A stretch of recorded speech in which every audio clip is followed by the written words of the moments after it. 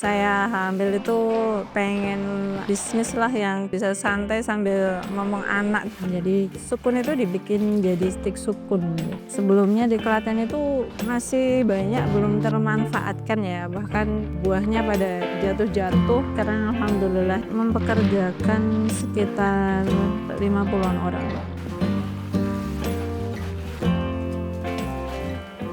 Assalamualaikum warahmatullahi wabarakatuh. Nama saya Novita Sari. Alamat usahanya di Kuwiran, Klawian, Jugonalan, Klaten.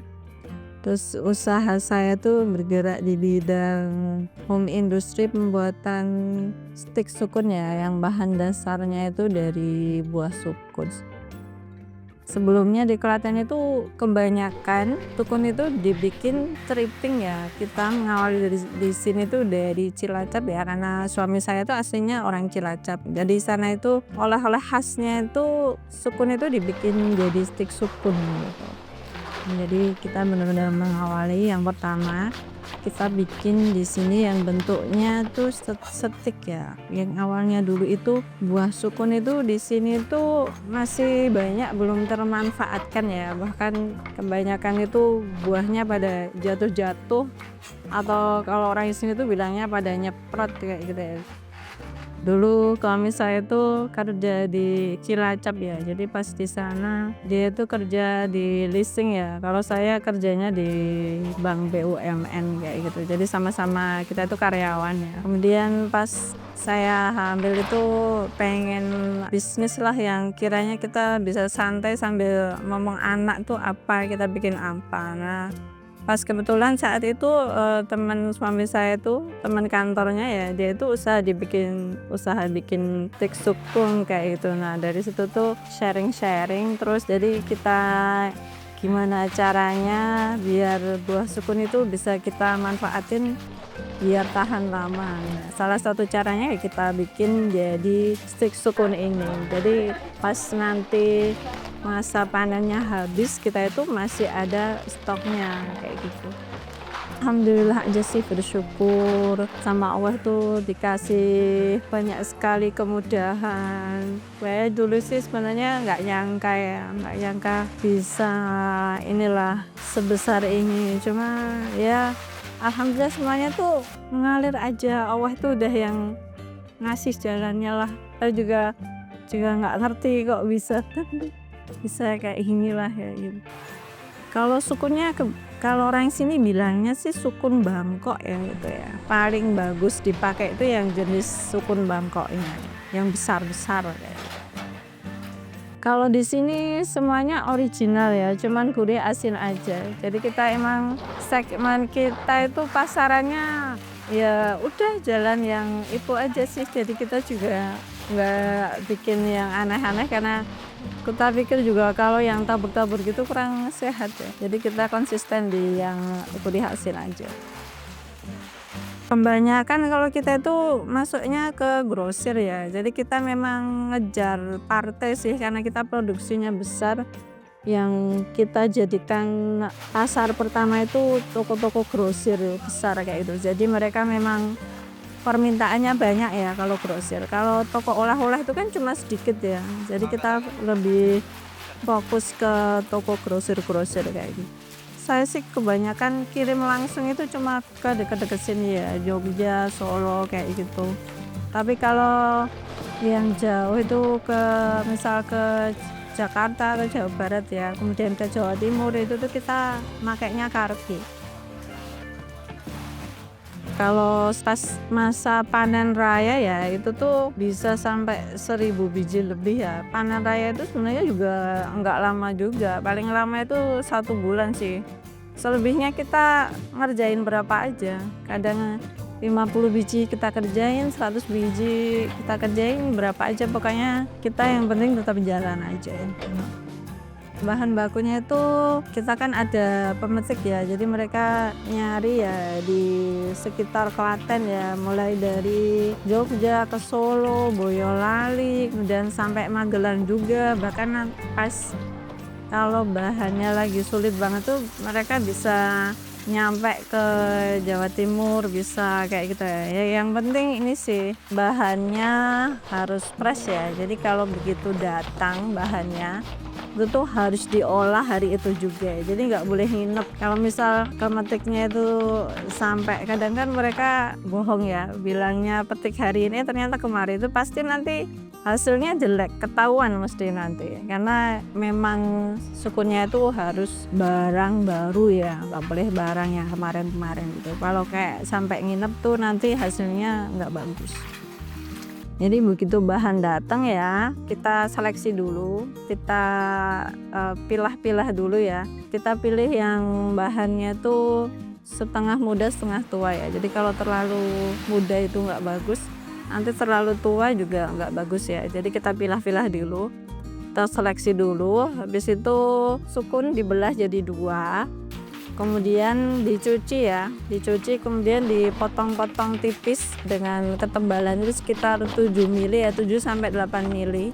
Udah kita atur, kita standarkan ya. Kemudian dari situ dimasuk proses perajangan. Setelah dirajang kemudian dicuci lagi, kita rendam ya. Kemudian baru proses penggorengan. Kayu bakar itu jadi dia itu panasnya paling maksimal ya. Kita udah beberapa kali nyoba pakai gas, kemudian pakai gas berteknologi yang kayak sos itu sampai yang besar banget.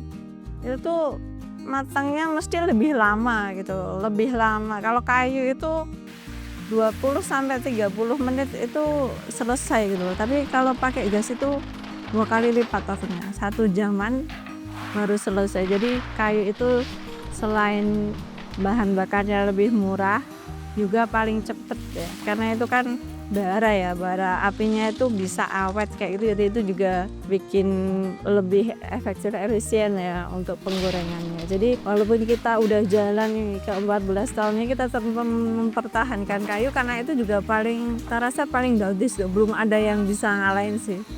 Wajan kita itu size-nya besar ya, jadi bisa sampai 50-an liter. Kemudian treatmentnya ya sering diaduk gitu, jadi minyak panas kemudian komplang kayak gitu, terus sering diaduk juga. Jadi pas nanti matang itu matangnya merata gitu, jadi kering gitu ya. Sebenarnya juga ditentuin juga sama bahan sih, soalnya kadang pas sukunya ketuaan nanti dalamnya juga pada nggak jadi, pada gembes-gembes ya gitu. Habis goreng ya kita angin-anginin dulu rata-rata 10 menit ya, kita pakai kipas angin itu toh biar cepet dingin. Kemudian setelah itu kita taruh di plastik dulu, habis itu baru kita sortir kita pilih yang kualitas A, B sama C ya. Nah setelah itu kemudian di packing. Kalau sudah selesai sortir itu biasanya dia tahan sampai 4 bulan. Jadi pas selama nyimpennya rapet ya, rapet kemudian nggak terpapar sinar matahari atau kebuka kayak gitu, nanti bisa awet sampai 4 sampai 6 bulan. Kalau pas panen raya itu tuh bisa sampai 500 kilo ya seharinya. Itu juga nggak mesti ya, kita namanya cuma nunggu barang datang, bahan datang. Kalau pas nggak musim itu ya paling cuma berapa sih, antara 50 kiloan lah, sampai kalau pas panen raya bisa 500 kilo. Alhamdulillah dari pertama kita mulai buka ya bisnis ini tuh, usaha ini itu tuh mempekerjakan sekitar tukang rajang 5, kemudian yang goreng 1, yang serut 1, terus sekitar 7 orang. Itu tuh tetangga-tetangga sekitar ya. Tapi sekarang alhamdulillah itu kalau sama pemetiknya juga, pemetiknya ini yang nyetori sukun itu ya, sama yang kerja di dalam, kemudian tukang rajang dan semuanya itu tuh sekitar 50-an orang. Tapi kalau tukang rajangnya itu kita antar ke rumah-rumah. Jadi mereka itu ibu-ibu rumah tangga ya, ngerjainnya di rumah karena mereka disambi ngomong anak, disambi ngurus rumah, jadi gitu. Jadi bisa fleksibel lah karena rajangnya. Pasti kalau awal-awal itu benar-benar kita itu cari pasarannya susah ya. karena belum umum ya namanya stik sukun ini. Dulu tuh benar-benar kita itu babat alas ya, jadi belum ada yang tahu lah ibaratnya. Kalau di sini taunya tuh ceriping sukun ya, ini kok apa ini stik sukun kayak gitu. Nah dikiranya orang itu ini tuh keras banget kayak gitu loh, padahal setelah diicip itu malah lebih empuk ya daripada yang bentuk ceriping yang lebih tipis kayak gitu ya. Awal-awal ujiannya ya kita benar-benar nyari pasaran kayak gitu ya, sampai sekarang tuh udah banyak sekali pelanggan yang kita punya.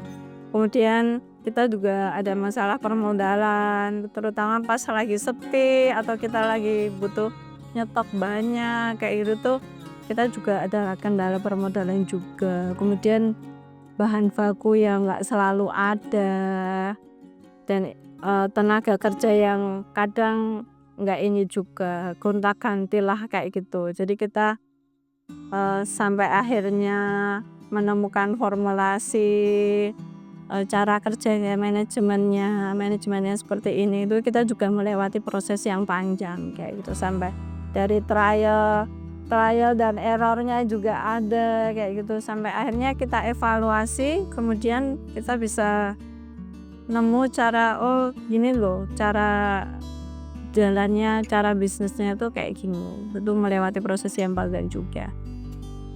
Kalau misal mau mulai dari nol tuh ya, kalau saya sebenarnya bukan expert atau apa ya, cuma yang saya tahu ya, selama kita itu berusaha berikhtiar ya. Kalau orang Jawa itu bilangnya nek ora obah ora mamah gitu loh. Selama kamu berusaha, sesungguhnya orang berdagang itu udah banyak ya. Kemudian orang berusaha itu juga udah banyak. Kalau kita cuma berpikir kayak gitu, kita itu nggak akan bisa jalan gitu loh ya. Yang perlu kita pikirkan itu bagaimana ketika kita berusaha itu betul-betul kita niatannya untuk beramal soleh ya. Jadi kalau apapun itu yang mau dicoba, apa yang mau diusahakan, itu tuh selama kita prinsipnya seperti itu, insya Allah nanti Allah kasih kemudahan gitu ya. Kalau yang mau order bisa langsung hubungi nomor saya ya di 085 626 1133, itu yang asli ya, stik sukun azam. Jadi kalau yang mau order lewat marketplace juga bisa, lewat TikTok di stik sukun azam 4 ya. Untuk semua penonton setia Cap Capung ya, subscribernya Cap Capung, terima kasih sudah menonton video ini. Jangan lupa subscribe Cap Capung.